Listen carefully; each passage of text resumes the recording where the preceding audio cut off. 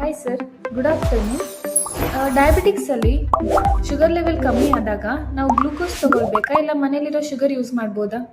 ಈಗ ಡಯಾಬಿಟೀಸಲ್ಲಿ sugar low ಅಂದರೆ less than 70 milligram per decilitre ಆದಾಗ ಇಟ್ಸ್ ಎರ್ಜೆನ್ಸಿ. ಸೊ ಯಾವ್ದು ಸಿಗುತ್ತೆ ಅದು ತಗೋಬೇಕು. ಬಟ್ ಇವು ಎರಡರಲ್ಲಿ ಎರಡು ಅವೈಲೇಬಲ್ ಇದ್ದಾಗ ಯಾವ್ದು ಚೂಸ್ ಮಾಡಬೇಕಂದ್ರೆ ನೀವು ಗ್ಲೂಕೋಸ್ ಪೌಡರ್ ಯೂಸ್ ಮಾಡಬೇಕು. ಯಾಕಂದರೆ ಗ್ಲೂಕೋಸ್ ಬಂದುಬಿಟ್ಟು ಮೊನೋಸ್ಯಾಕ್ರೈಡ್ ಅಂತಾರೆ, ಅದಕ್ಕೆ ಫರ್ದರ್ ಡೈಜೆಷನ್ ಅವಶ್ಯಕತೆ ಇರಲ್ಲ ಬಾಡಿಲಿ. ವೆರಾಸ್ ಗ್ಲೂಕೋಸ್ ಅಥವಾ ಸಕ್ಕರೆ ಅಂತ ಏನಂತೀವಿ ನಾವು ಮನೆಯಲ್ಲಿ ಇರೋ ಸಕ್ಕರೆ, ಅದು ಡೈಸ್ಯಾಕ್ರೈಡ್. ಅದು ಗ್ಲೂಕೋಸ್ ಮತ್ತು ಫ್ರಕ್ಟೋಸ್ಗೆ ಬ್ರೇಕ್ ಡೌನ್ ಆಗಬೇಕು. ಅದಾದಮೇಲೆ ನಮ್ಮ ಬಾಡಿ ಅದನ್ನು ಯೂಸ್ ಮಾಡ್ಕೊಳಕ್ಕಾಗಲ್ಲ. ಹಾಗಾಗಿ ಅದರಲ್ಲಿ ಡೈಜೆಷನ್ ಪ್ರೋಸೆಸ್ ಇನ್ನೂ ಇನ್ವಾಲ್ವ್ ಇರುತ್ತೆ.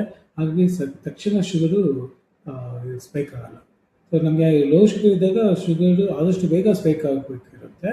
ಹಾಗಾಗಿ we have to choose glucose powder. Okay sir, thank you.